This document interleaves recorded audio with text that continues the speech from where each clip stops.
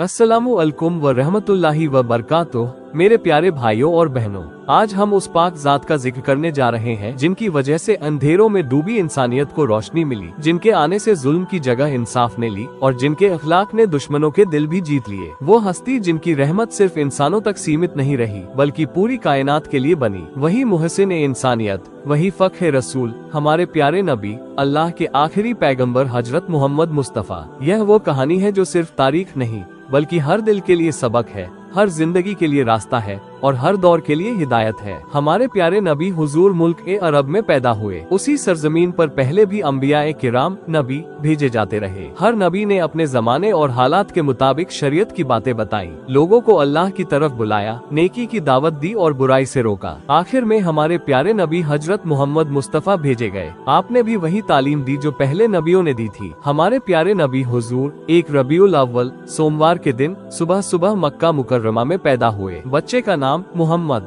रखा गया। ऐसा नाम अरब में पहले किसी ने नहीं रखा था। आप जिस साल पैदा हुए उसे आमुल फील, हाथियों वाला साल कहा जाता है। फील के मायने हाथी के हैं। यमन का बादशाह अब्रहा काबा पर हमला करने के इरादे से आया था और उसके सिपाही हाथियों पर सवार थे। अब्रहा का मुकाबला किसी ने नहीं किया, मगर अल्लाह की कुदरत देखिए कि अल्लाह ने उसे नाकाम कर दिया और उसके बहुत से सिपाही हलाक हो गए। अरब में रिवाज था कि बच्चा पैदा होते ही दाई के हवाले कर दिया जाता। वो उसे अपने गांव ले जाकर अपनी निगरानी में परवरिश करती। बच्चा खुली हवा में पलता बढ़ता, तंदुरुस्त और ताकतवर रहता और साफ सुथरी जबान सीखता। चुनाचे उसी रिवाज के मुताबिक आपको हलीमा सादिया के सुपुर्द किया गया। जब आपकी उम्र 6 साल हुई तो हलीमा सादिया आपको हजरत आमिना के पास वापस ले आई। कुछ अरसे बाद हजरत आमिना का इंतकाल हो गया। माँ की ममता से महरूम होने के बाद आपके दादा अब्दुल मुत्तलिब ने आपकी परवरिश की जिम्मेदारी संभाली। अब्दुल मुत्तलिब आपको बहुत प्यार और मोहब्बत से पालते रहे। 2 साल बाद उनकी भी वफात हो गई तो आपके चाचा अबू तालिब ने आपको अपने पास रख लिया। उन्होंने हर तरह से आपका ख्याल रखा और आपकी निगरानी करते रहे। जब आप कुछ समझदार हुए तो अबू तालिब के साथ व्यापारिक सफरों पर जाने लगे। आप बकरियां भी चराते थे,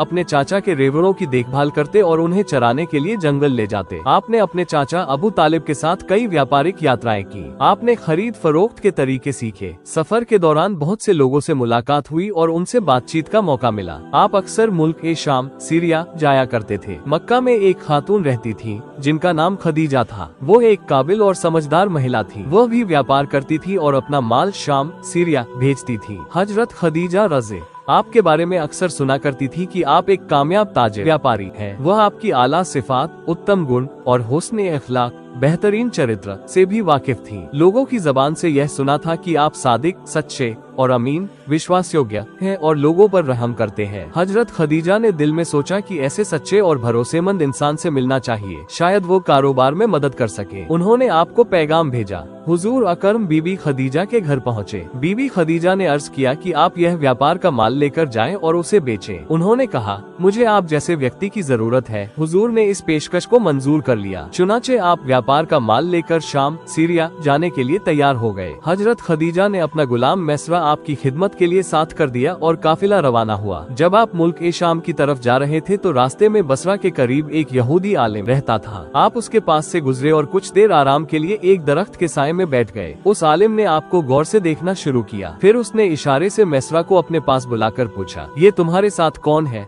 मैसरा ने जवाब दिया, इनका ताल्लुक कबीला कुरैश से है। रबी ने कहा, खुदा की कसम, इस दरख्त के साए तले नबी के सिवा कोई नहीं बैठता। काश मैं उस वक्त तक जिंदा रहता जब इस शख्स को नबूवत मिलती। शाम, सीरिया के सफर से वापस आने पर माल बेचकर जो रकम हासिल हुई आपने वो हजरत खदीजा रज़े के हवाले कर दी। हजरत खदीजा ने मैसरा से सफर के हालात पूछे और आपके बारे में भी जानकारी ली। मैसरा ने सफर के दौरान पेश आए वाकियात और आपके नेक किरदार के बारे में तफसील से सब बता दिया। मैसरा की बातें सुनकर हजरत खदीजा बहुत प्रभावित हुई और उन्होंने आपसे निकाह की ख्वाहिश जाहिर की। आपने ये पेशकश कबूल कर ली। उस वक्त आपकी उम्र 25 साल थी और हजरत खदीजा की उम्र 40 साल थी। आगे का पार्ट देखने के लिए कमेंट करें और आपसे गुजारिश है कि हमारे चैनल को सब्सक्राइब करें। अल्लाह हाफिज।